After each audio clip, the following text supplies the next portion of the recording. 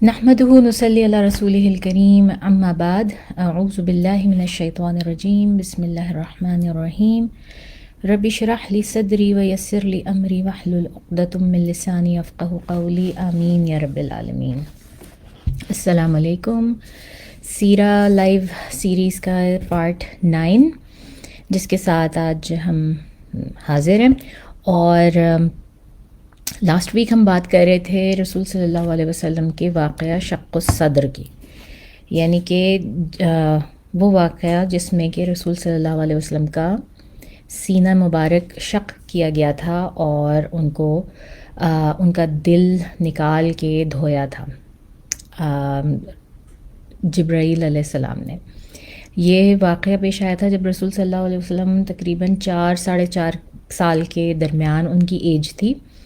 اور اس وقت یہ کھیل رہے تھے اپنے فوسٹر بہن بھائیوں کے ساتھ، حلیمہ سعدیہ کے جو بچے تھے ان کے ساتھ کھیل رہے تھے اسی قبیلہ بنو بکر میں۔ تو اس وقت ان کا چھوٹا بیٹا بھاگتا ہوا ان کے پاس آیا، عبداللہ بن حارثہ، اور اس نے آ کے اپنے ماں باپ کو جلدی سے جو ہے وہ انفارم کیا کہ آپ لوگ چلیں، جلدی چلیں، میرے بھائی کو وہ لوگ پکڑ رہے ہیں، وہ اس کو ماریں گے، وہ اس کے ساتھ پتہ نہیں کیا کر رہے ہیں، وہ اس کو پکڑ کے لے جائیں گے۔ جس طرح ایک چھوٹا بچہ ایکسپلین کر سکتا ہے سچویشن کو، اس طرح سے وہ کر کے، اور اس کے بعد انہوں نے بہت ہی جو ہے وہ جلدی میں حارثہ اور حلیمہ گئے، اور انہوں نے دیکھا کہ اس وقت رسول صلی اللہ علیہ وسلم 4.5 سال کا بچہ جو ہے وہ بہت ہی سہمے ہوئے انداز میں ایک جگہ پہ بیٹھے ہوئے ہیں، اور بالکل اس طرح جس طرح ان کے چہرے کا بالکل رنگ جو ہے وہ بالکل کمپلیٹلی سفید ہوا ہوا ہے۔ وہ بہت زیادہ ڈرے ہوئے تھے، لیکن پھر بھی اتنے بہادر ضرور تھے کہ نہ وہ رو رہے تھے، نہ چیخ چلا رہے تھے، نہ وہ کچھ کہہ رہے تھے، وہ خاموشی سے ایک شوق کی کنڈیشن میں بیٹھے ہوئے تھے۔ جب حلیمہ نے پوچھا تو اس کے بعد انہوں نے بتایا کہ ان کے ساتھ کیا ہوا اور کس طرح سے ہوا، اور اس کے بعد حلیمہ اور حارثہ نے جو ہے وہ اس بات پہ اگری کیا کہ اب رسول صلی اللہ علیہ وسلم کا وقت آ گیا ہے کہ ہم ان کو واپس ان کی مدر کے پاس پہنچا دیں، کیونکہ اب اگر کچھ ہو گیا تو یہ بہت بڑی ذمہ داری ہو جائے گی ہمارے سر کے اوپر۔ ویسے ہی ہم ان کو اس مدت سے زیادہ لے کر اپنے پاس رکھ رہے ہیں جو کہ عموماً طور پہ فاسٹر مدرس کے لیے مقرر ہوتی ہے۔ تو اس واقعہ کے فوراً بعد حلیمہ اور حارثہ جو ہے رسول صلی اللہ علیہ وسلم کو لے کر واپس جو ہے ان کے گھر آ گئے اور آمنہ کے حوالے کر دیا۔ اب آمنہ کے پاس آئے رسول صلی اللہ علیہ وسلم تو آمنہ تھوڑی حیران ہوئی، کیونکہ انہوں نے بھی یقیناً پوچھا کہ بھائی جتنا انسسٹ کر کے آپ لے کر گئے تھے تو ہاؤ کم آپ اتنا جلدی اس کو واپس کیسے لے کر آ رہی ہیں؟ تو جس پر حلیمہ رضی اللہ تعالیٰ عنہ نے جو ہے وہ زیادہ ایکسپلین نہیں کیا، اور انہوں نے کہا کہ بس ہم چاہتے ہیں کہ اب یہ اپنے گھر میں رہے، اور مطلب دیٹس انف، آئی تھنک اب اس کے لیے کافی اچھا ہے، بہتر ہے کہ ابھی اپنے گھر میں آ جائیں۔ تو بہرحال اب رسول صلی اللہ علیہ وسلم حلیمہ رضی اللہ تعالیٰ عنہ کے پاس سے نکل کے واپس اپنی مدر کے پاس آ گئے ہیں، آمنہ کے پاس آ گئے ہیں، اور ان کے ساتھ رہنا شروع ہو گئے ہیں۔ اور یہ بالکل اسی طرح سے ہے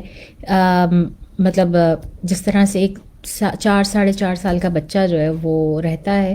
تو اس وقت وہ بھی رسول صلی اللہ علیہ وسلم بھی اسی طرح سے رہ رہے ہیں،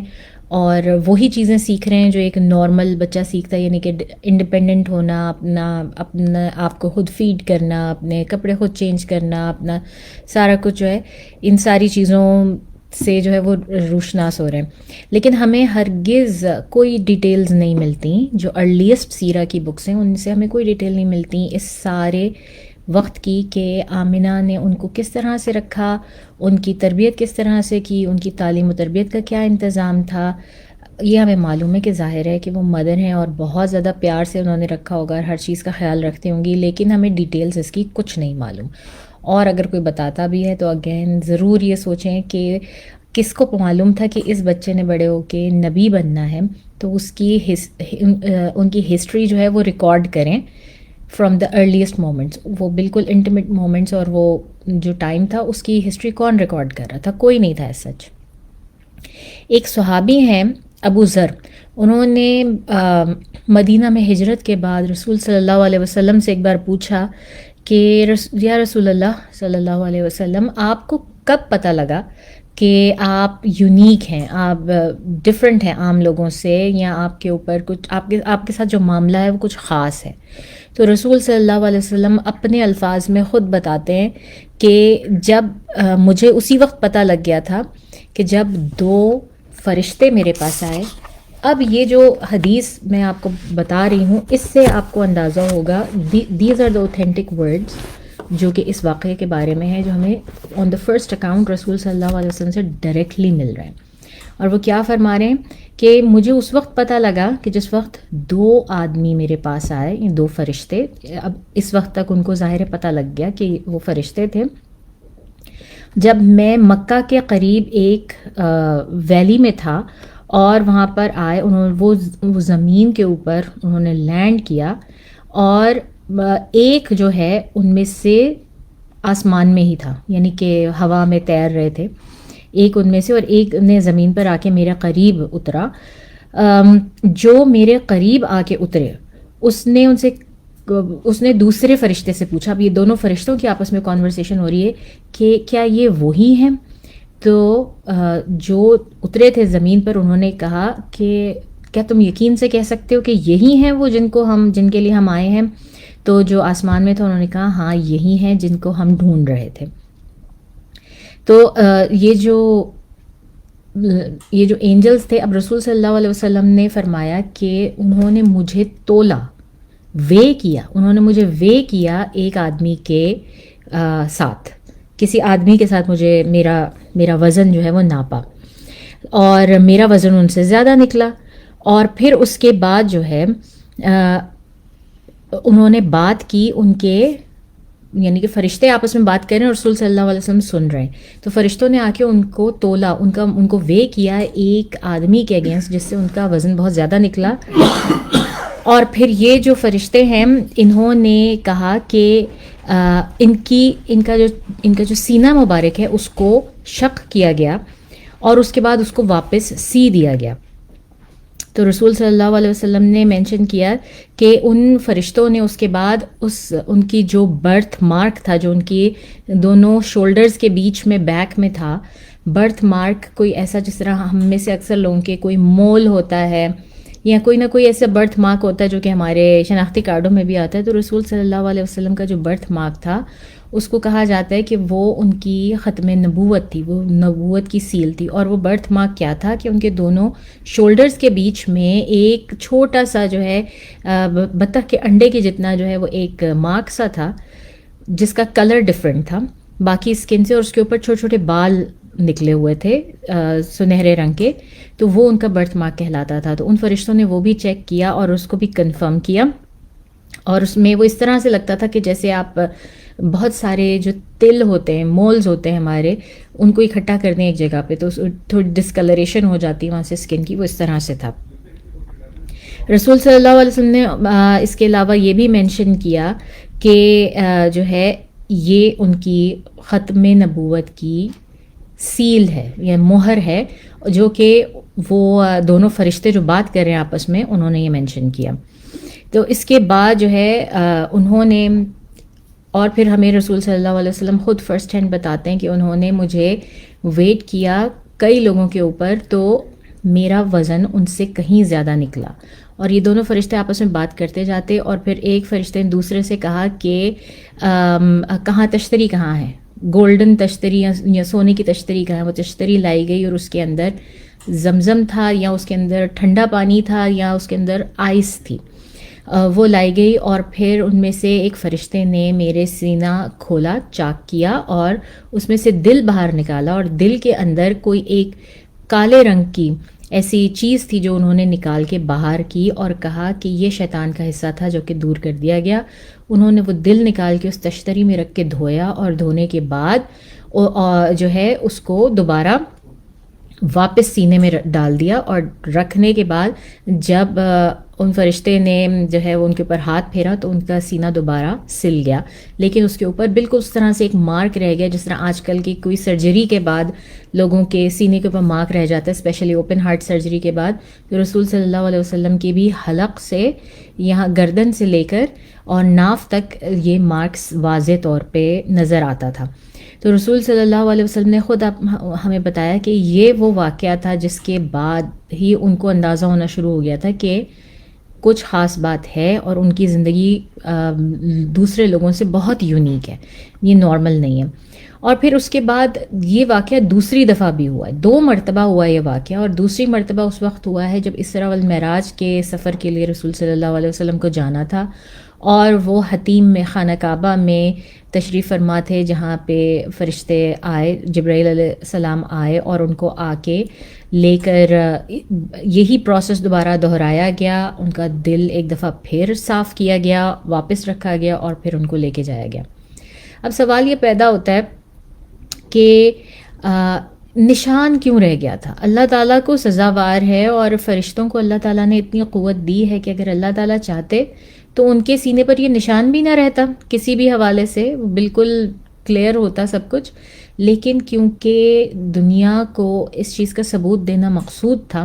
اس وجہ سے اللہ تعالیٰ نے بھی اس بات کو مطلب مینشن کیا، اس کا ایک ثبوت ایک طرح سے چھوڑ دیا کہ رسول صلی اللہ علیہ وسلم جب یہ واقعہ دوسروں کو بتائیں گے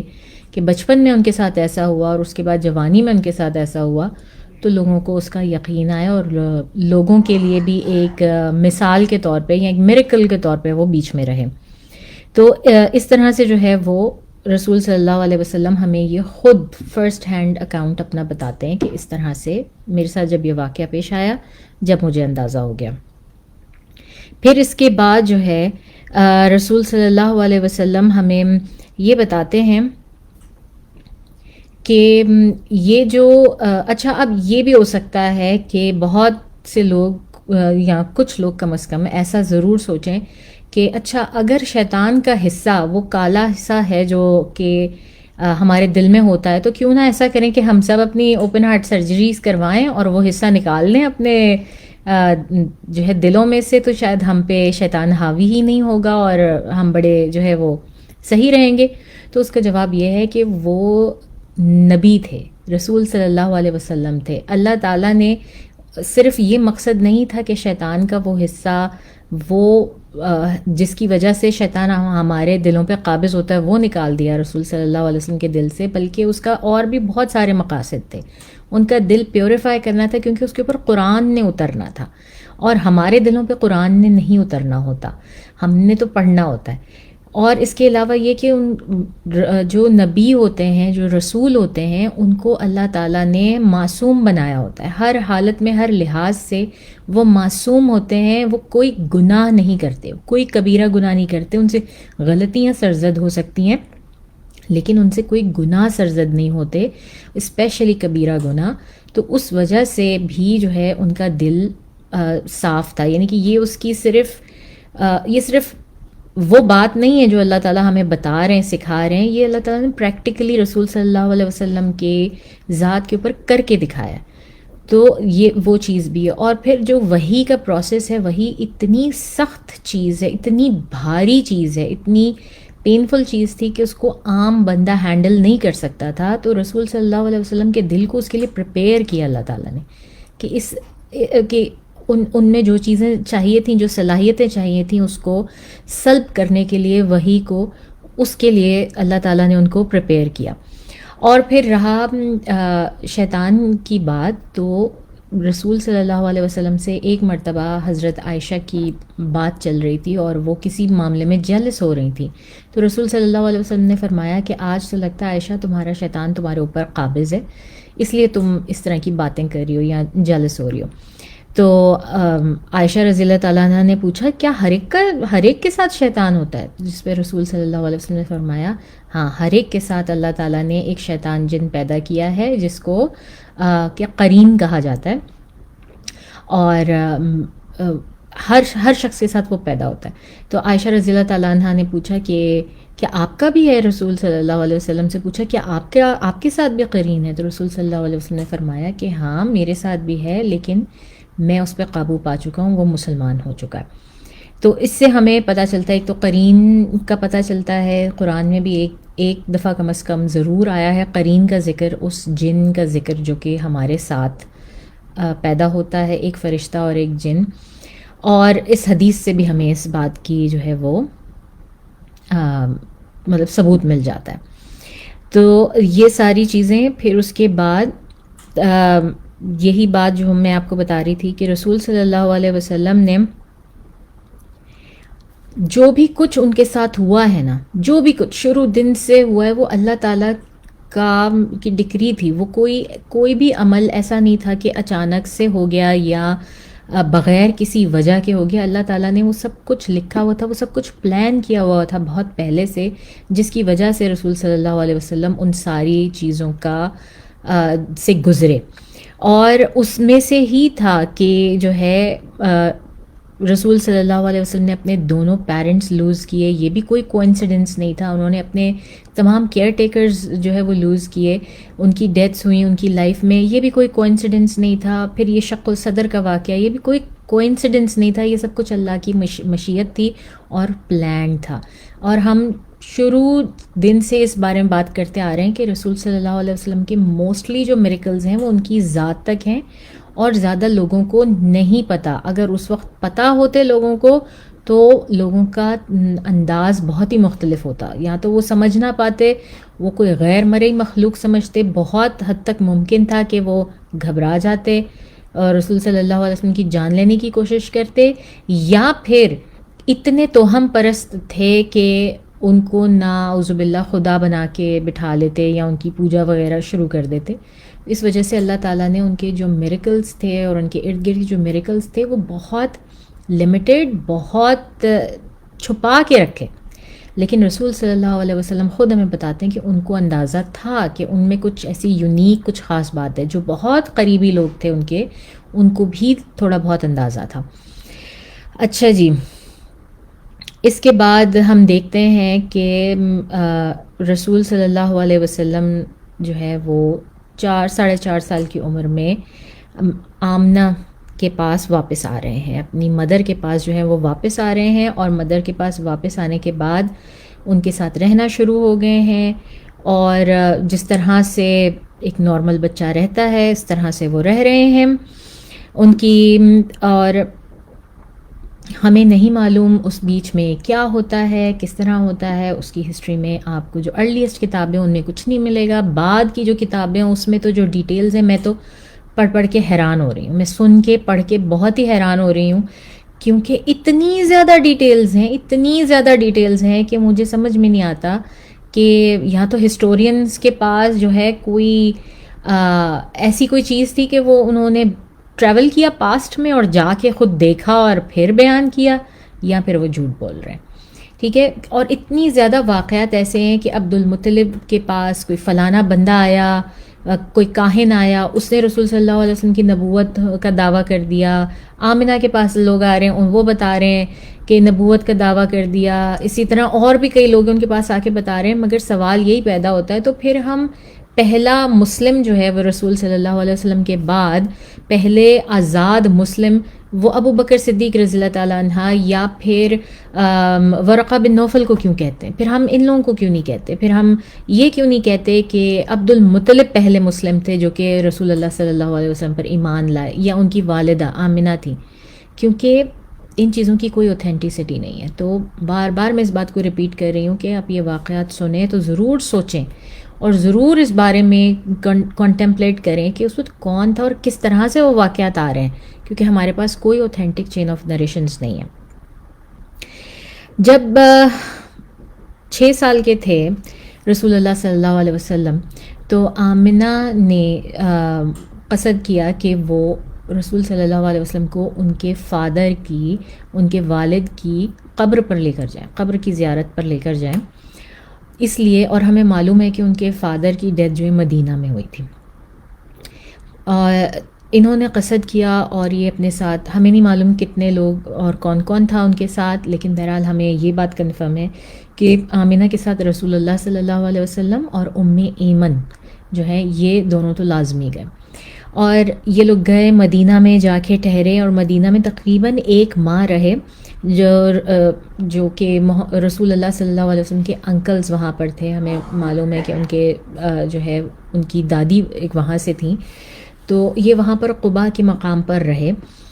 اور اپنے رشتہ داروں کے ہاں. اور اس دوران ایک ماہ کے اندر ان کی والدہ ماجدہ جو ہے آمنہ، ان کی بھی ڈیتھ ہو گئی. رسول صلی اللہ علیہ وسلم صرف 6 سال کے ہیں اور اس وقت یہاں پر ان کی والدہ کی بھی ڈیتھ ہو گئی. اور ہمیں بس ہسٹری سے یہ پتہ چلتا ہے کہ ایمن جو ہیں وہ وہاں موجود تھیں. انہوں نے ان کے سارے کفن دفن کا بندوبست کیا، ان کو دفنایا، اور اس کے بعد رسول صلی اللہ علیہ وسلم کو لے کر وہ واپس مکہ آئیں. اس کی ایک نریشن ہمیں یہ بھی ملتی ہے کہ ایمن ان کو لے کے وہاں پہ واپس ٹھہری رہیں، اور عبد المطلب گئے مدینہ اور وہ جا کے ایمن اور رسول اللہ صلی اللہ علیہ وسلم کو لے کر آئے جب ان کو خبر بھیجی گئی کہ آمنہ کی ڈیتھ ہو گئی ہے وہاں پر. تو اب ہمیں یہ پتہ چلتا ہے کہ رسول صلی اللہ علیہ وسلم جو ہیں یہ ایمن جو ہیں وہ یہ انسیڈنٹ وہ خود نریٹ کرتی ہیں. اس وجہ سے ہمیں اس کی اوتھینٹسٹی کا معلوم ہے کہ وہ رسول صلی اللہ علیہ وسلم کے ساتھ بیٹھی ہوئی تھیں جب ان کے پاس جو ہے وہ کوئی لوگ آئے. اور اگین یہ والی ایک حکایت یہ اور بھی مجھے ملی ہے جو کہ ایمن سے ریلیٹ کی گئی ہے. ہمیں نہیں معلوم اس کی اوتھینٹسٹی کا، ٹھیک ہے، میں آپ کو سنا رہی ہوں لیکن اس کی اوتھینٹسٹی از ناٹ کنفرمڈ. وہاں پہ جوئش آدمی آئے، کوئی یہودی آئے، اور انہوں نے پوچھا کہ وہ بچہ کہاں ہے احمد، ہم اس کو دیکھنا چاہتے ہیں. اور کیونکہ احمد جو ہے وہ آمنہ ان کی والدہ ان کو کہا کرتی تھیں، تو انہوں نے کہا کہ ہم ان کو دیکھنا چاہتے ہیں، وہ مدینہ گئے ہوئے ہیں اپنے ورثاء کے پاس. اور انہوں نے بچے کو دیکھا اور اس کے بعد ان کو پلٹ کے ان کی سیل دیکھی، اور سیل دیکھ کے ایک نے دوسرے سے کہا کہ یہی وہ نبی ہیں ہمارے وقتوں کے، اور یہ اس شہر میں آئیں گے واپس اور یہ یہاں پر ہجرت کریں گے. اب اگین بات وہی ہے کہ اگر یہ نریشن صحیح تھی، اوتھینٹک تھی، تو پھر اس وقت کے یہودیوں کو پرابلم جو ہے وہ اتنی کیوں ہوئی؟ انہوں نے اسی وقت کانسپریسی کر کے مارنا دیتے ہوئے اس بچے کو جس کے بارے میں وہ جان گئے تھے کہ یہی نبی ہے، ٹھیک ہے نا. تو اس طرح کی جتنی بھی نریشنز ہیں نا، اور اتنی زیادہ یہودیوں سے ریلیٹڈ یہ نریشنز موجود ہیں کہ میں یہی سوچتی ہوں کہ یہودیوں کو اگر پہلے دن سے پتہ ہوتا کہ یہ بچہ ہے جس کو نبوت ملنی ہے اور اس وقت نہیں ملی ہے، ابھی نہیں ملی ہے رسول صلی اللہ علیہ وسلم کو نبوت، اور ان کو جو ہے ان کو پتہ تھا، وہ دیکھ کے اگر بچوں کو پہچان رہے تھے تو پھر وہ بہت بڑی آسانی سے ان کو اس سے بہت پہلے ختم کر دیتے تھے، کیونکہ انہوں نے تو کسی کی نبوت تسلیم ہی نہیں کی. حضرت موسیٰ علیہ السلام کے بعد ہر نبی کو وہ قتل کرتے آئے، اور اس کا ثبوت ہمیں قرآن دیتا ہے. قرآن آپ کو بتاتا ہے کہ ہر نبی کو جو ہے وہ قتل کرتے آئے، سورہ بقرہ میں موجود ہے. تو اس لیے اگین یہ حکایتیں موجود ہیں کتابوں میں، لیکن ان میں سے کیا صحیح اور کیا غلط یہ بہت مشکل ہے جاننا. پھر ایمن ہمیں یہ بھی بتاتی ہیں کہ رسول صلی اللہ علیہ وسلم وہاں بیٹھ کے زار و قطار روئے، اتنا روئے اپنی والدہ کی ڈیتھ کے اوپر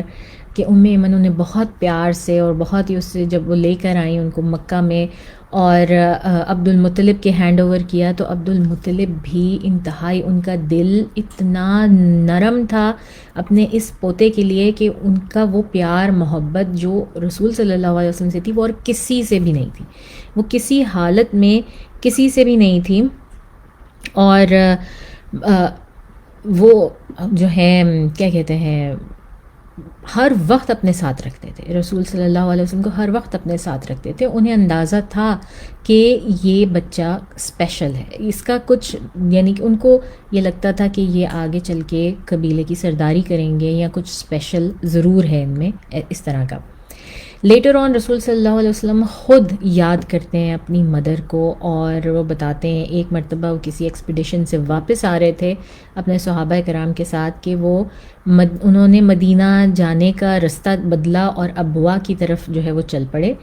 اور تمام تر صحابہ ان کے پیچھے پیچھے چل پڑے خاموشی سے، کوئی سوال نہیں کرتا تھا، کوئی ان سے پوچھنے کی ہمت نہیں کرتا تھا. ہر ایک جو ہے وہ سمعنا و اطعنا، ان کی بات سنتے تھے یا وہ جو عمل کرتے تھے اس پہ خاموشی سے عمل کرتے تھے. اور رسول صلی اللہ علیہ وسلم ایک جگہ پہ پہنچے جہاں پر انہوں نے قبر ڈھونڈی، اور اس قبر کے قریب بیٹھ کے وہ زارو قطار رونے لگے. اتنا روئے کہ صحابہ رضی اللہ تعالیٰ عنہ رپورٹ کرتے ہیں کہ ان کی داڑھی مبارک جو تھی، جو کہ بہت ہیوی تھی، وہ پوری کی پوری گیلی ہو گئی، ان کے آنسوؤں سے تر ہو گئی بری طرح سے. اور کہتے ہیں کہ یہ ان صحابیوں میں حضرت عمر رضی اللہ تعالیٰ عنہ بھی شامل تھے. اور جب ان سب لوگوں نے رسول صلی اللہ علیہ وسلم کو روتے ہوئے دیکھا تو انہوں نے بھی ان کے ساتھ رونا شروع کر دیا، اور پھر ہمت کر کے پوچھا کہ یا رسول اللہ آپ یہاں پہ کیوں رو رہے ہیں، آپ ہمیں بتائیے، اور آپ کو دیکھ کے ہم بھی غم زدہ ہیں اور ہم بھی رو رہے ہیں. تو اس پہ رسول صلی اللہ علیہ وسلم نے بتایا کہ یہ میری والدہ کی قبر ہے، اور میں ان کی یاد میں رو رہا ہوں. تو اور پھر اس کے بعد رسول صلی اللہ علیہ وسلم نے بتایا کہ اس سے پہلے جو ہے وہ میں نے تم لوگوں کو منع کیا تھا کہ قبروں کی زیارتیں نہ کرو. یعنی کہ قبرستان میں بندہ صرف اس وقت جاتا تھا، مسلمانوں کے لیے صرف یہ تھا کہ آپ اس وقت قبرستان میں جائیں گے جس وقت آپ کسی مردے کو دفنا رہے ہیں اور دفنا کے واپس آ جائیں گے، اس کے بعد آپ قبرستان نہیں جا سکتے. تو رسول صلی اللہ علیہ وسلم نے کہا میں نے اللہ تعالیٰ سے دعا کی اور میں نے ان سے اجازت طلب کی کہ مجھے میری ماں کی قبر کی زیارت کی اجازت دی جائے. اللہ تعالیٰ نے میری یہ اجازت قبول فرمائی، اور اب میں تم لوگوں کو خود کہتا ہوں کہ قبروں کی زیارت کیا کرو، کیونکہ اس سے انسان کے دل میں موت کی جو ہیبت ہے وہ رہتی ہے، اور انسان اپنی آخرت کے بارے میں سوچتا ہے. تو اس لیے اب تم لوگوں پر جائز ہے کہ قبروں کی زیارتیں کیا کرو. تو رسول صلی اللہ علیہ وسلم کی ہر عادت اور ہر بات سے ہمارے لیے ایک آسانی پیدا ہوتی ہے، ہمیں ایک نیا حکم پتہ چلتا ہے. تو یہ بھی وہی چیز ہے، اس واقعے سے بھی ہمیں یہی پتہ لگتا ہے کہ رسول صلی اللہ علیہ وسلم نے ہمارے لیے یہ آسانی کی کہ ہم اپنے پیاروں کی قبروں کی زیارتیں کر سکتے ہیں اور ان کو یاد بھی کر سکتے ہیں. اور پھر آپ یہ دیکھیں کہ رسول صلی اللہ علیہ وسلم کی والدہ کی جس وقت انتقال ہوا، اس وقت وہ اتنے چھوٹے 6 سال کے بچے، اس وقت بھی وہ زارو قطار رو رہے ہیں. ظاہر بچہ ہے، اور کسی بچے کے لیے اس سے بڑھ کر کوئی تکلیف ہو ہی نہیں سکتی کہ اس کے ماں باپ اتنی کم عمری میں اس سے بچھڑ جائیں. اور کسی بڑے کے لیے، ایڈلٹ کے لیے بھی اس سے بڑی تکلیف نہیں ہو سکتی کہ اس کی اولاد اس سے جدا کر دی جائے. تو رسول صلی اللہ علیہ وسلم کو اللہ تعالیٰ نے ان تمام تکالیف سے گزارا. ہم یہ نہیں کہہ سکتے کہ وہ تو نبی تھے، ان کو تو نہیں پتا نا کہ میں کس حال میں ہوں اس وقت اور میری کیا تکلیف ہے. نہیں، ان کو سب سے زیادہ پتا تھا. وہ جن تکالیف سے گزرے ان میں سے ہم میں سے کوئی بھی نہیں گزرا. تو اس وجہ سے، اور پھر یہ ہمیں رسول صلی اللہ علیہ وسلم کی ہیومن سائیڈ دکھانے کے لیے کہ وہ کتنے ہیومن ہیں، ہم ان سے کتنا ریلیٹ کر سکتے ہیں. یہ تمام واقعات اللہ تعالیٰ نے کسی کوئنسیڈنس کے تحت نہیں کیے، یہ سب پلانڈ ہے رسول اللہ صلی اللہ علیہ وسلم کی زندگی میں، کیونکہ ان کی ہیومن سائیڈ ہمیں دکھانی ہے. میں جانتی ہوں کہ بہت سے ایسے فرقے ہیں جو کہ رسول صلی اللہ علیہ وسلم کو نوری مانتے ہیں، ان کو بشر مانتے ہی نہیں ہیں. وہ کہتے ہیں کہ وہ انسان نہیں ہے. لیکن اگر آپ ان کی یہ سیرہ دیکھیں اور قرآن میں پڑھیں تو یہ کلیئرلی مینشن ہے کہ کس طرح رسول اللہ صلی اللہ علیہ وسلم کو اللہ تعالیٰ نے ہر طرح کے ٹرائل سے گزارا، اس لیے تاکہ ہم اپنے آپ کو ان کے ساتھ ریلیٹ کر سکیں. ہم اس بات کا ان کو کبھی بھی ہرگز یہ اللہ تعالیٰ سے گلہ نہیں ہم کر سکتے کہ آپ نے جو نبی اور رسول بھیجے وہ ہم ان کے ساتھ تو ریلیٹ ہی نہیں کر سکتے تھے، وہ تو اتنے آؤٹ آف دس ورلڈ تھے. ان کی ذات میں اللہ تعالیٰ نے آپ کو دکھا دیا کہ انسان ہے، اور انسان ہوتے ہوئے ہر تکلیف سے گزرتے ہوئے انسان کیسے مکمل طور پہ اور بہترین مخلوق جو ہے نا، وہ اشرف المخلوقات کیسے بن سکتا ہے. تو یہ ان کی ذات کا جو ہے وہ تھا. اور آپ یہ دیکھیں کہ سفر جو ہے نا وہ کتنا اس دور میں ایک خوفناک کانسیپٹ تھا. اسی لیے تو سزا کے طور پر بھی لوگوں کو شہر سے باہر بھیجا جاتا، ملک بدر کیا جاتا تھا. سفر اتنا خطرناک ہے کہ رسول صلی اللہ علیہ وسلم کے پردادا ہاشم جو ہیں وہ غزہ میں ان کی ڈیتھ ہو رہی ہے، پھر ان کے والد کی ڈیتھ یثرب میں ہو رہی ہے، وہ بھی سفر کے لیے گئے، پھر ان کی والدہ کی ڈیتھ وہ بھی سفر کے لیے گئی، وہ بھی ابوا کے مقام پر ان کی بھی ڈیتھ ہو رہی ہے. تو اس سے اندازہ لگائیں کہ سفر کتنا کٹھن اور کتنا خوفناک تھا ان دنوں میں. اچھا جی، اب اس کے بعد ہم یہی بات کر رہے تھے کہ رسول صلی اللہ علیہ وسلم کی والدہ کی ڈیتھ ہو گئی اور عبد المطلب نے ان کو اپنے انڈر لے لیا. ٹھیک ہے، عبد المطلب نے ان کو انڈر اپنے لیا ہے، اور عبد المطلب جو ہیں وہ ہم جانتے ہیں کہ قبیلے کے سردار ہیں. اس وقت قبیلے کے سردار ہونے کے ساتھ ساتھ ان کی جو ہے وہ ذمہ داریاں بہت زیادہ ہیں. ان کی اولادیں ماشاءاللہ 16-17 ان کے بچے ہیں، ان کے اوپر بہت ساری ذمہ داریاں ہیں. لیکن اس کے باوجود عبد المطلب نے رسول اللہ صلی اللہ علیہ وسلم کی تمام تر ذمہ داری وہ صرف اور صرف اپنے ذمہ رکھی. یعنی کہ وہ کھانا نہیں کھاتے تھے جب تک کہ وہ یہ نہ دیکھ لیتے، اپنے ساتھ بٹھا کے رسول صلی اللہ علیہ وسلم کو کھانا کھلاتے. کہیں جاتے، یعنی کہ خلوت میں بھی کہیں پر وہ جاتے، جب اپنے آپ کو وہ سوسائٹی سے اور ہر لوگوں سے دور کرتے تھے، جو کہ ایک کانسیپٹ ہے جو کہ آدمیوں کو پسند آتا ہے، جس کو آج کے دور میں ہم کہتے ہیں مین کیو. آپ دیکھیں رسول صلی اللہ علیہ وسلم لٹرل کیو میں جا کے بیٹھے غار حرا میں. اسی طرح آدمیوں کے اوپر ایک وہ ٹائم آتا ہے کہ انہیں سوچ و بچار کرنی ہوتی ہے، اپنے فیصلے کرنے کے لیے جو انہیں کرنی ہوتی ہے، تو وہ علیحدہ ہو جاتے ہیں سوسائٹی سے اور کچھ عرصے کے لیے، اور ان کو یہ ٹائم دینا چاہیے. وہ بھی جس وقت کرتے تھے تو اس وقت بھی وہ رسول صلی اللہ علیہ وسلم کو اپنے ساتھ رکھتے تھے، بالکل ذرا دیر کے لیے ان کو اپنی آنکھوں سے جدا نہیں کرتے تھے. پھر کہتے ہیں کہ خانہ کعبہ کی وہ سائڈ جب سورج اوپر چڑھتا تھا اور وہاں پر تھوڑا شیڈ آ جاتا تھا، تو وہاں پر نا ایک تھوڑا سا اونچا زمین سے پلیٹ فارم سا بنایا ہوا تھا، اس پہ گدا سا بچھایا ہوتا تھا، جو کہ ایک سارٹ آف اس زمانے میں آپ کہہ لیں کہ تھرون تھا، ایک شاہی کرسی سی تھی بنائی ہوئی، انہوں نے شاہی تخت سا بنایا تھا جس کے اوپر صرف اور صرف عبد المطلب بیٹھتے تھے. اور لوگ ان کی اس قدر عزت کرتے تھے کہ آؤٹ آف ہز رسپیکٹ کوئی اس کے اوپر بیٹھنا، کوئی اس کے اوپر ہاتھ رکھنا بھی جو ہے نا وہ گوارا نہیں کرتا تھا، just out of his respect. ان کا روب اور دبدبہ اتنا تھا کہ کوئی بھی جو ہے وہ ان کی چیز کے اوپر یا ان کی اس کے اوپر ہاتھ رکھنا، بالکل تھرون کے اوپر بیٹھنا پسند نہیں کرتا تھا. اور بچپن سے، چھوٹی عمر سے، جب سے رسول صلی اللہ علیہ وسلم مکہ میں آئے تو عبد المطلب ہمیشہ ان کو اپنے ساتھ اپنی گود میں لے کے بیٹھتے تھے، یا وہ کھیلنے کے لیے بھی جب ان کے اوپر چڑھتے تھے وہاں پر، جیسے چھوٹے بچے کہیں پہ بھی چڑھ جاتے ہیں، اور العباس اور ابو طالب اور یہ لوگ سارے جو ان کے انکل سے ان کو پکڑ کے روک رہے ہوتے تھے، تو اس وقت بھی ابو طالب کہتے تھے کہ نہیں، میرے اس بچے کو ہرگز مت روکو، اس کو بیٹھنے دو، کیونکہ واللہ مجھے معلوم ہے کہ اس بچے کا معاملہ بہت بڑا ہونے والا ہے، یعنی کہ یہ بچہ بڑا ہو کے بہت کچھ کرنے والا ہے، کچھ اسپیشل کرنے والا ہے، میرے اس بچے کو مت روکو. تو ابو طالب کی جو محبت تھی نا، وہ باقی تمام اپنی اولادوں سے اور اپنی پوتے پوتیوں سے ہر چیز سے زیادہ ڈیفرنٹ تھی. ابو طالب کی، عبد المطلب کی محبت رسول اللہ صلی اللہ علیہ وسلم کے سامنے.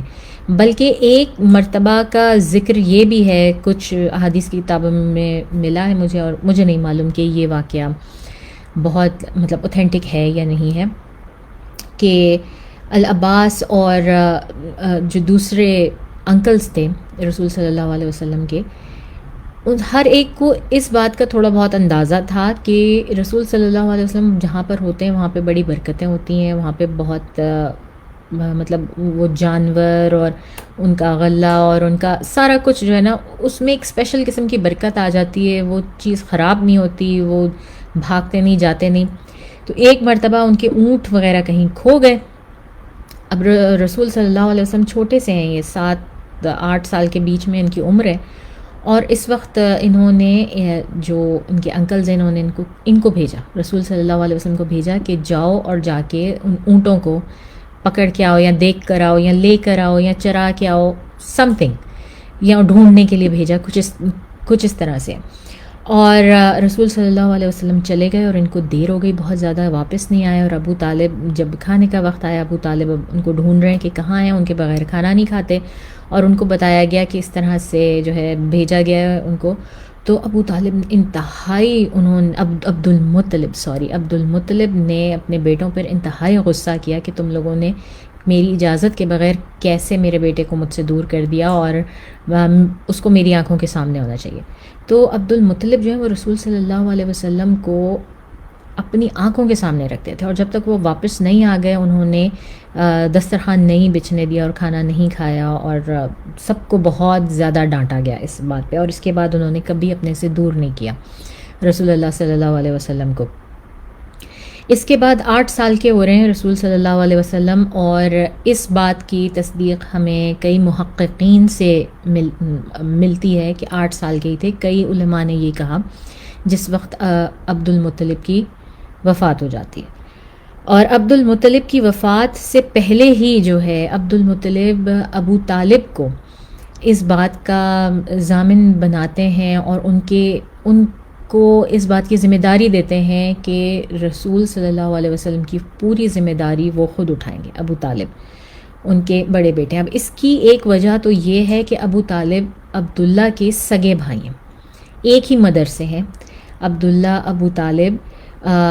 العباس، یہ لوگ ایک ہی مدر سے ہیں. اس کی وجہ سے جو ہے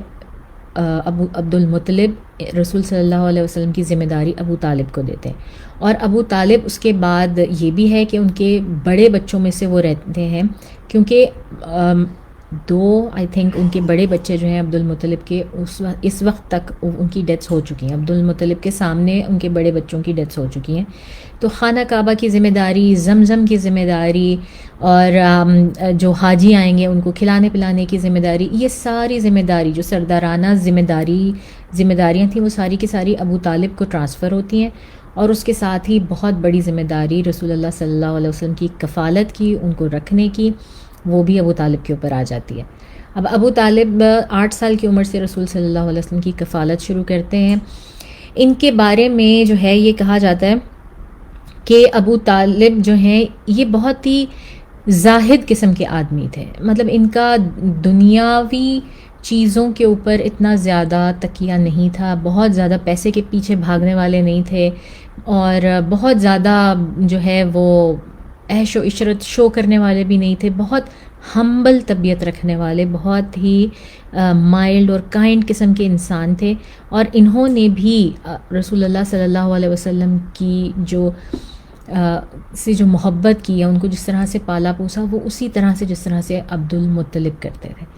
بہت زیادہ محبت سے. تو یہ اللہ تعالیٰ کا تحفہ تھا، ایک انعام تھا کہ اللہ تعالیٰ نے رسول صلی اللہ علیہ وسلم سے ان کی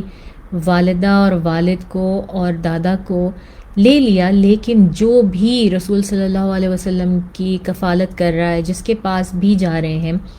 ان کے دلوں میں ایسی محبت اللہ تعالیٰ نے ڈالی اس بچے کے لیے کہ انہوں نے اپنے بچوں سے بڑھ کر ان کا خیال کیا. اور یہی حالت ابو طالب کی تھی. انہوں نے بھی بہت زیادہ جو ہے وہ رسول اللہ صلی اللہ علیہ وسلم کا خیال کیا. وہ بھی کھانا نہیں کھاتے تھے، اٹھ کے بار بار چیک کرتے تھے، جب سو بھی رہے ہوتے تھے رات کے وقت تو اٹھ کے بار بار چیک کرتے تھے. اور اس کا ثبوت ہمیں ایک دفعہ بعد میں بھی آپ کو ملے گا، جب شیب ابی طالب میں بائیکاٹ کیا گیا تھا مسلمانوں کا. تو جب بھی ابو طالب اتنے بوڑھے ہو چکے تھے، لیکن اس کے باوجود وہ بار بار اٹھ کے اپنی جگہ سے بدلتے تھے. رسول صلی اللہ علیہ وسلم کی جگہ جو ہے وہ بدلتے تھے سوتے وقت، کہ کہیں کوئی آ کے تم پر حملہ کرے اور وہ سمجھے کہ تم یہاں سو رہے ہو، وہاں خود جا کے سو جاتے تھے. تو یہ ابو طالب نے ان کو اتنا زیادہ پیمپر کیا، ان کو اتنا زیادہ پروٹیکٹ کیا، حالانکہ آخر وقت تک کوئی جو ہے انہوں نے اسلام قبول نہیں کیا تھا. اچھا، اب ابو طالب کی ذمہ داریاں ہم پہلے بھی تھوڑی بات کر چکے ہیں کہ ابو طالب کے اوپر اتنی زیادہ ذمہ داریاں تھیں، اور اکنامکلی ان کی کنڈیشن اچھی نہیں تھی. ان کی بھی 4-5 بیویاں تھیں، کافی سارے بچے تھے، اور ان کی اکنامکل کنڈیشن بالکل اچھی نہیں تھی. بہت ان کے گھر میں جو ہے وہ کھانے پینے کی قلت تھی، ان کے پاس سامان کی قلت تھی. اور ہم نے بات کی تھی کہ پھر العباس نے ان کو، عباس جو تھے ان کے پاس بہت پیسہ تھا، وہ بہت کامیاب تاجر تھے. تو انہوں نے ان سے پھر جو ہے وہ زمزم کی ذمہ داری لے لی، اور ان کو پہلے وہ قرض دیتے رہے، لیکن جب انہیں اندازہ ہوا کہ میرا بھائی اس کنڈیشن میں نہیں ہے کہ قرض اتار سکے، تو زمزم کی ذمہ داری انہوں نے لے لی اپنے سر. بہرحال لیکن یہ پھر بھی جو ہے وہ تجارت کے لیے جاتے تھے اپنے ینگر ایئرز میں. ابو طالب جو ہیں تو ایک بار جب تجارت کے لیے جا رہے تھے تو یہ واقعہ کافی کتابوں میں ملتا ہے، لیکن پہلے میں آپ کو یہ پورا واقعہ سناؤں گی اور اس کے بعد میں آپ کو بتاؤں گی کہ اس کے ساتھ مسئلہ کیا ہے. ٹھیک ہے؟ تو ابو طالب جو ہیں وہ ایک بار جا رہے تھے شام جا رہے تھے اپنی تجارت کے لیے. اور جیسے کہ ہمیں معلوم ہے کہ رحلت الشتائی والصیف یہ جو ہے کرتے تھے قریش کے لوگ، سال میں ان کے 2 قافلے ضرور جاتے تھے اس کیا کہتے ہیں تجارت کے لیے. تو یہ شام کا وقت، اور شام جو ہے اس وقت یہ ابھی کا شام، ابھی کا سیریا نہیں ہے، یہ شام بلاد الشام کافی بڑا، اس میں فلسطین بھی آ جاتا ہے، اس میں لبنان بھی ہے، اس میں بہت جو ہے وہ اس کے ہیں. اور اس کا جو ایک شہر ہے بصرہ اس کا نام ہے، جو کہ تقریباً اس کی سرحد جو ہے وہ عریبین پیننسولا کی سرحد سے ملتی جلتی ہے، سعودیہ کی سرحد سے ملتی ہے. تو یہ ہم بصرہ کی بات نہیں کر رہے، بصرہ عراق میں ہے، یہ بصرہ ایک الگ ٹاؤن ہے جو کہ تجارتی مرکز تھا اس وقت. جو عرب سے اور ساؤتھ سے جو لوگ جاتے تھے تجارت کرنے کے لیے وہ یہاں ٹھہرتے تھے، اس شہر میں ٹھہرتے تھے. تو جناب یہ واقعہ جو ہے یہ کہا جاتا ہے کہ اس وقت رسول اللہ صلی اللہ علیہ وسلم تقریباً 12 برس کے تھے، اور جب جانے لگے ان کے چچا یا تایا عبد المطلب جس وقت جانے لگے شام، تو رسول اللہ صلی اللہ علیہ وسلم رونے لگے اور کہنے لگے کہ آپ مجھے کیوں چھوڑ کے جا رہے ہیں، میں اکیلا نہیں رہ سکتا، آپ مجھے اپنے ساتھ لے کے چلیں. اور ابو طالب بہت ہی ان کا دل جو ہے وہ نرم تھا، وہ تیار ہو گئے ان کو ساتھ لے جانے کے لیے. تو رستے میں اب جب وہ یہ بصرہ کے مقام پر انہوں نے ٹھہرا، تو اب اس زمانے میں یہ ہوتا تھا کہ ظاہر کوئی روڈز پکی بنی ہوئی نہیں ہوتی تھیں، لیکن اس کے باوجود ایک ایسے کچھ لینڈ مارکس ہوتے تھے کہ جن پتہ ہوتا تھا کہ یہ پگ ڈنڈی بنی ہوئی، یہ روڈ ہے اور یہاں سے قافلہ گزرتا ہے. اسی طرح انہوں نے جگہ جگہ سرائے بنائی ہوئی تھیں، جگہ جگہ ایسی جگہیں بنائی ہوئی تھیں جہاں پر وہ سٹاپ اوور کرتے تھے. اپنے اتنے لمبے لمبے جو مہینوں کے ان کے سفر ہوتے تھے، ہفتوں کے سفر ہوتے تھے، تو ان میں وہ جگہ جگہ ان مقامات پر جا کر وہ ٹھہرتے تھے اور رکتے تھے. تو بصرہ میں بھی ایک ایسا مقام تھا کہ جس میں جب وہ شام کے اندر انٹر ہونے سے پہلے جو ہے وہ وہاں پر رکتے تھے. اس میں وہاں اس کے قریب جو ہے وہ ایک مانسٹری تھی، یعنی کہ آپ سمجھیں کہ ایک ٹیمپل سا تھا، ایک مانسٹری تھی جہاں پر مونکس راہب آ کے رکا کرتے تھے. اور وہاں پہ جس طرح آج کل ہم کرتے ہیں نا ریزیڈینشل مینٹورشپس ہوتی ہیں اور سارا کچھ، تو اس طرح وہاں پر راہب مونکس جو ہوتے تھے وہ آ کے رکتے تھے اور رہتے تھے اور عبادت کرتے تھے. اور وہ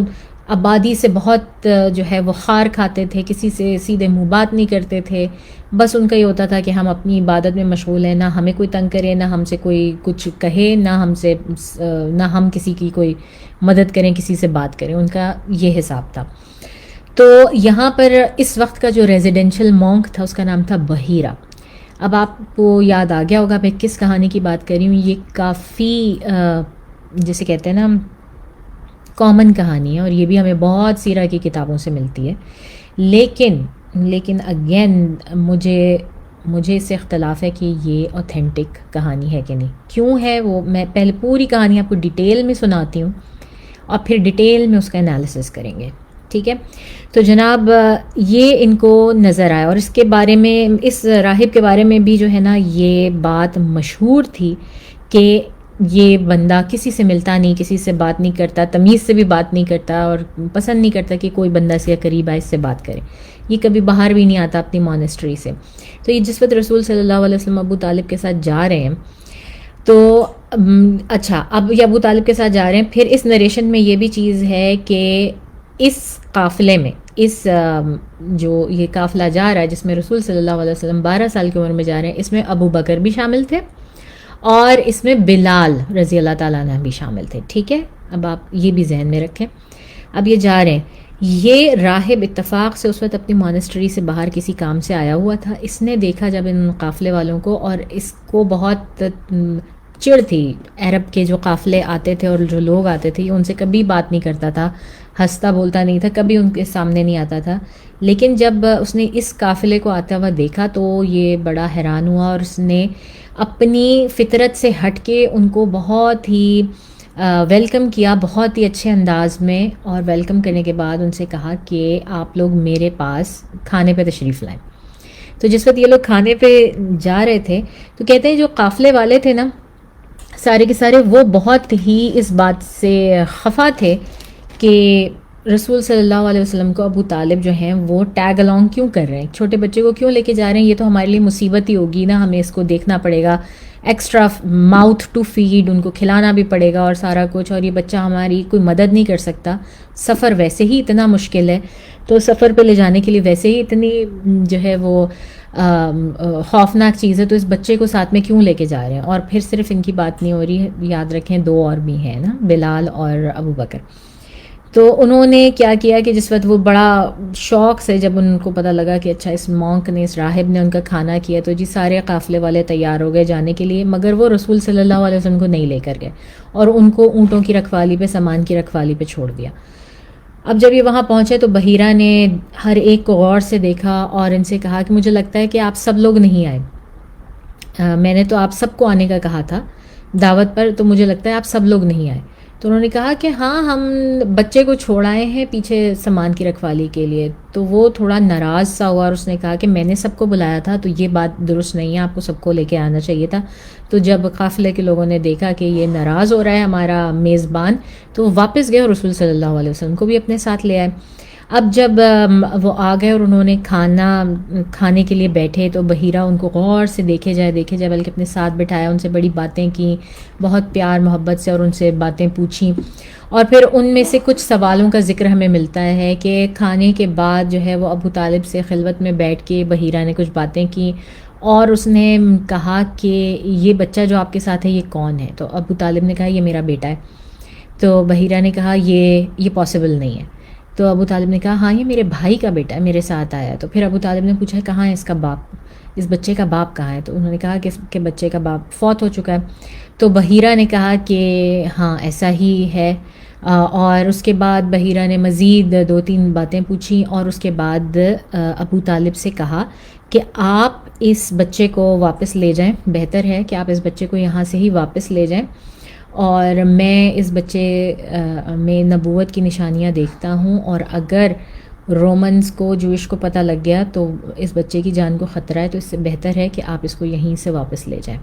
اور اس کو نہ لے کر آئیں, اس بچے کو چھپا کے رکھیں. اور ایک نریشن کے مطابق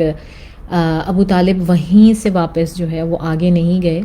اور وہیں سے واپس آ گئے رسول صلی اللہ علیہ وسلم کو لے کے مکہ. اور دوسری نریشن کے مطابق انہوں نے وہاں پر جو ہے نا رسول اللہ صلی اللہ علیہ وسلم کو چھوڑا اور جلد از جلد اپنا کام ختم کیا, جو ان کو تجارتی معاملے تھے وہ ختم کر کے, اور پھر ان کو لے کے واپس مکہ آ گئے. تو اچھا, اب انہی باتوں کے دوران بحیرہ ابو طالب کو یہ بھی بتاتا ہے کہ مجھے کیوں آپ لوگوں میں دلچسپی نظر آئی یا اس بچے میں دلچسپی نظر آئی. وہ کہتا ہے کہ جب آپ لوگ آ رہے تھے تو میں نے دیکھا کہ بادل کا ایک ٹکڑا اس بچے کے اوپر سایہ کیے ہوئے ہے, اور پھر جب آپ لوگ آ رہے تھے میں نے دیکھا کہ جس درخت کے سائے میں آپ لوگ بیٹھے وہاں پر اس بچے کے لیے جگہ نہیں بچی, تو جس طرف یہ بچہ بیٹھا درختوں نے اس کے اوپر سایہ کر لیا. اور پھر یہ دیکھا کہ جتنے پتھر تھے وہ پتھر, درخت, چرند پرند ان کو سلام کر رہے تھے. اب ٹھیک ہے, بحیرہ کو یہ چیزیں نظر آئیں, شاید سب کو نظر نہیں آئیں. بہرحال بحیرہ نے اس سٹوری کے مطابق بحیرہ نے یہ سب کچھ ابو طالب کو ایکسپلین کیا, اور ایکسپلین کر کے ان کو کنونس کیا کہ رسول صلی اللہ علیہ وسلم کو واپس لے جائیں. ٹھیک ہے, یہ کہانی تو یہاں پہ ختم ہوتی ہے. اب میں آپ کو, یہ کہانی تو بہت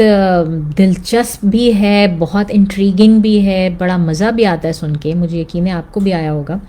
لیکن اب ہم اس کا تھوڑا سا کریٹیکل انالیسس کرتے ہیں. اس سے پہلے میں آپ کو ایک بات پھر یاد کرا دوں جو ہم نے پہلی اپنی پارٹ میں بات کی تھی. وہ یہ تھی کہ اسلام ہمیں جن سورسز سے ملتا ہے ان میں سب سے پہلے قرآن ہے. قرآن کی کوئی بات ہم نہ جھٹلا سکتے ہیں نہ اس کو چیلنج کر سکتے ہیں, وہ ہمیں پتہ ہے 100%. اس کے بعد ہمارے پاس جو سیکنڈ سب سے بڑی سورس، اوتھینٹک سورس ہے، وہ احادیث ہے، کیونکہ احادیث ایسی سائنسز کے اوپر بنائی گئی ہیں. پھر اس کے بعد آتی ہے سیرہ. تو سیرہ کا جو معاملہ ہے نا، جو سیرہ کی کتابیں ہیں، یہ ابن ہشام، ابن اسحاق، ابن جوزی، ابن سعد، ابن کثیر، یہ سب کی سب جو احادیث کی کتابیں ان سے 1 گریڈ لوور ہیں، یعنی کہ ان کا ایک لیول آپ سمجھیں کہ کم ہے. کیوں؟ وجہ اس کی یہ ہے کہ جو سیرہ کے جو ہمارے علماء تھے، انہوں نے اس بات کا بالکل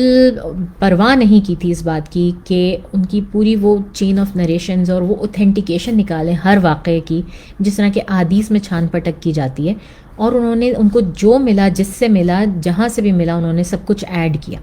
تو اس وجہ سے جو ہے وہ سیرہ کو ایک درجہ لو رکھتے ہیں احادیث سے، کیونکہ اوتھینٹیکیشن کا ہمیں نہیں معلوم. ٹھیک ہے. پھر دوسری چیز یہ تھی کہ سیرہ کے ساتھ جو ہے جب ہم احادیث میں بات کرتے ہیں تو یہ والے واقعات جو ہے نا وہ ہمیں احادیث میں نہیں ملتے، یہ ہمیں سیرہ کی کتابوں میں ملتے ہیں، جو میں ہر واقعے کے بعد یا پہلے آپ کو بتاتی رہتی ہوں. اسی طرح سے اس واقعے کا بھی ہے. تو یہ واقعہ ہمیں ملتا تو ہے کئی علماء کی سیرہ کی کتابوں میں، لیکن پھر کچھ ایسے بھی سیرہ نگار آئے جو کہ محقق بھی تھے،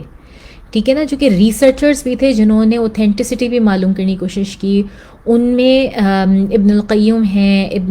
ابن کثیر بھی ہیں، ابن ذہبی بھی ہیں، ابن جوزی ہیں. یہ لوگ جو ہیں یہ محققین تھے. انہوں نے پھر تحقیق کرنی شروع کی کہ سیرہ میں کون سے واقعات کی کیا اوتھینٹسٹی ہے. تو یہ جو محققین ہیں نا، یہ ہمیں کہتے ہیں کہ یہ والا واقعہ بھی فیبریکیٹڈ ہے، یہ بھی پورا بنا ہوا واقعہ ہے. اور کیوں ہے؟ اس کی بہت ساری وجوہات ہیں. سب سے پہلی وجہ تو یہ کہ رسول صلی اللہ علیہ وسلم کی عمر 12 سال تھی. تو اگر رسول صلی اللہ علیہ وسلم کی عمر 12 سال تھی تو حضرت ابو بکر تو اس وقت 8 سے 10 سال کے درمیان تھے. اور جب قافلے والے رسول صلی اللہ علیہ وسلم کے جانے پر ہی منہ بنا رہے ہیں کہ بچے کو کیوں ساتھ میں لے کے جایا جا رہا ہے، تو پھر انہوں نے ابو بکر کو کیسے بیچ میں انٹر کر لیا. اور ابو بکر کا اس وقت تک ہمیں سیرہ میں کوئی جو ہے نا وہ نہیں ملتا، کسی قسم کا ان کی کوئی انٹرفیئرنس یا ان کی ہمیں کوئی کہانی نہیں ملتی. یہ واحد ہے جس میں ایک دم سے ابو بکر کو بیچ میں ڈال دیا گیا. تو ان کی عمر تو بہت ہی کم ہے. اور بلال رضی اللہ تعالیٰ عنہ تو اس وقت پیدا ہی نہیں ہوئے، ٹھیک ہے نا. وہ تو اپنی ایج کے مطابق وہ تو اس وقت پیدا ہی نہیں ہوئے، تو وہ کیسے اس قافلے کے سلیوز کے طور پر آ سکتے ہیں؟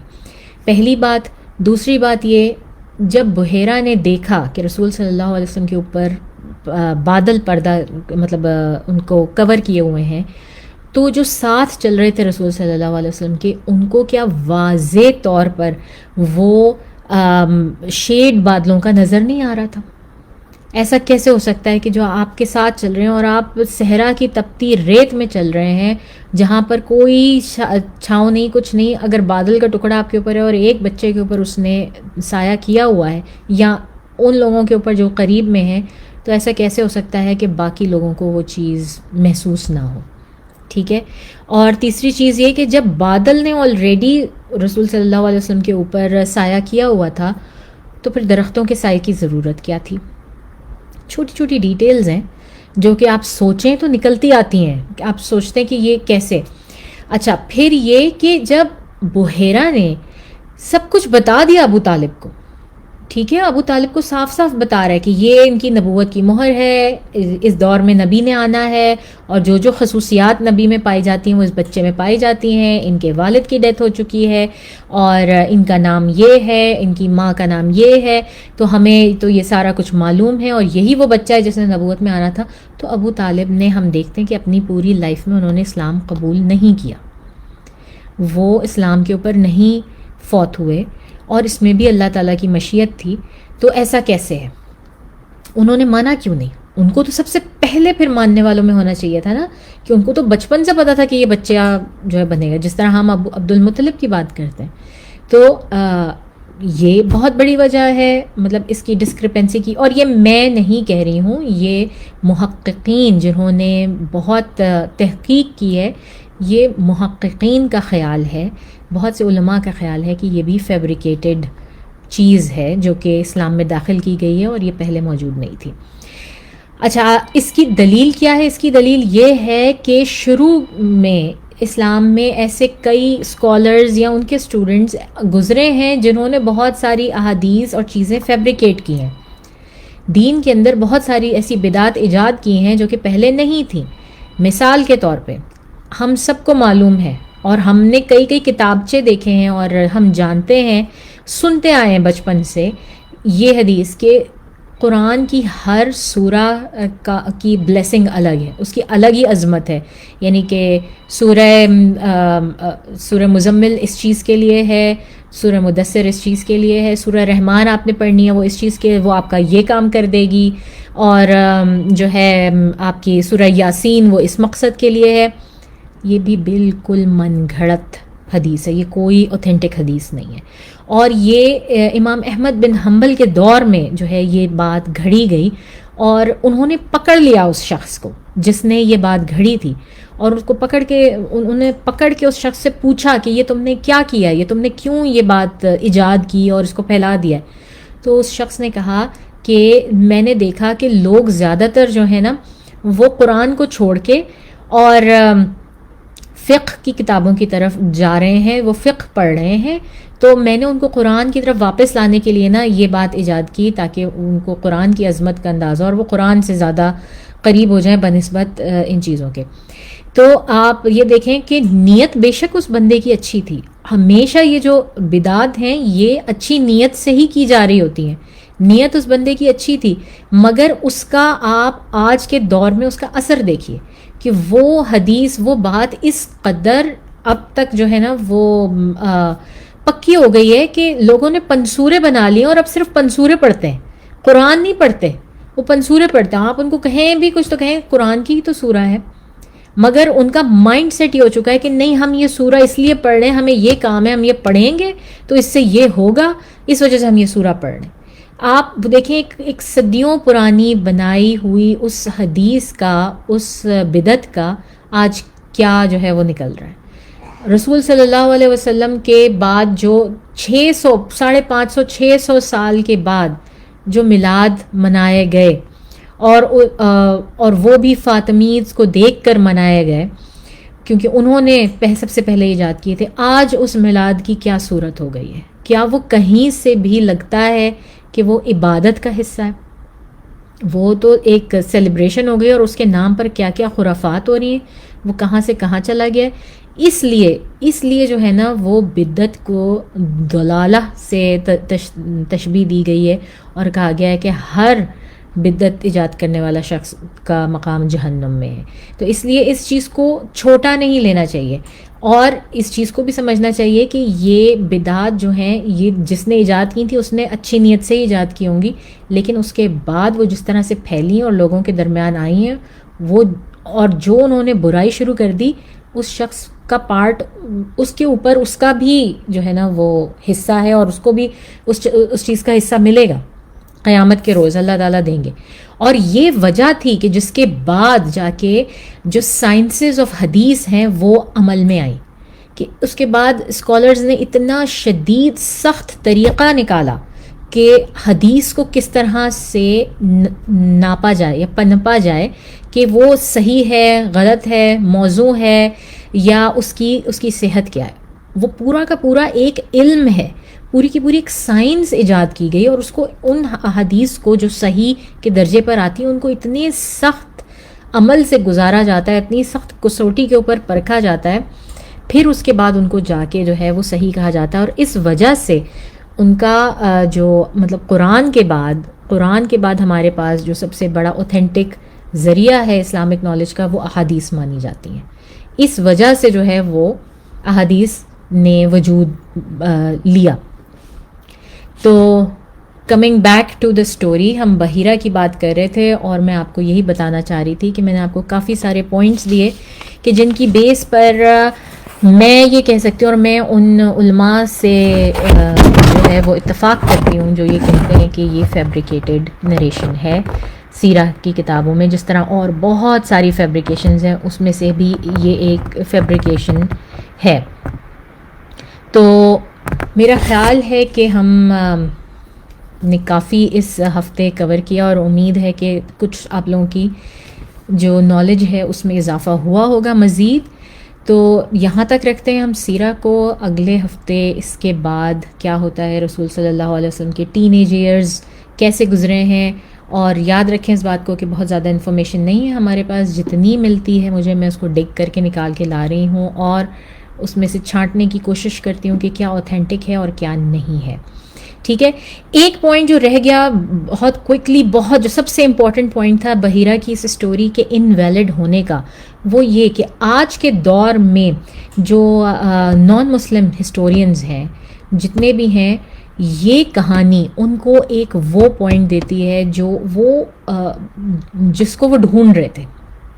آپ سمجھ لیں کہ نان مسلمز جتنے بھی ہیں ان کے لیے یہ وہ مسنگ لنک ہے جو اس سے پہلے کبھی ان کو نہیں ملا تھا. یعنی کہ کیونکہ جتنے بھی نان مسلمز ہیں، آپ اس بات کو رکھیں ذہن میں، وہ جب بات کرتے ہیں وہ اس طرح کرتے ہیں، محمد روٹ دس، یعنی محمد نے قرآن میں یہ لکھا. ان کے نزدیک قرآن جو ہے وہ رسول صلی اللہ علیہ وسلم کی لکھی ہوئی کتاب ہے. وہ ہماری طرح وہ نہیں مانتے کہ یہ الہامی کتاب ہے اور اللہ تعالیٰ نے بھیجی ہے، اور رسول صلی اللہ علیہ وسلم کا اس کے لکھنے میں کوئی عمل دخل نہیں، وہ یہی مانتے ہیں. تو جب وہ اپنے ذہن کے گھوڑے دہراتے ہیں کہ محمد کو یہ ساری انفارمیشن اس دور میں کیسے حاصل ہوئی، رسول اللہ صلی اللہ علیہ وسلم، تو اس کے بعد جب ان کے سامنے یہ والی سٹوری آتی ہے تو امیڈیٹلی وہ اس سٹوری کے اوپر جمپ کرتے ہیں اور کہتے ہیں آہا، یہ وہ وجہ ہے، یہ وہ بندہ تھا بحیرہ جس کو جو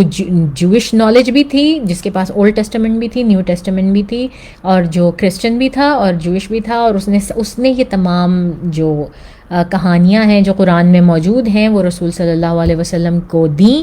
اور اس سے انسپائرڈ ہو کے رسول صلی اللہ علیہ وسلم نے اس کی وجہ سے قرآن لکھا. جبکہ قرآن اس بات کی نفی کرتا ہے، اور قرآن ہمیں کہتا ہے ما کنت تعلمها انت ولا قوم قبل هذا، یعنی کہ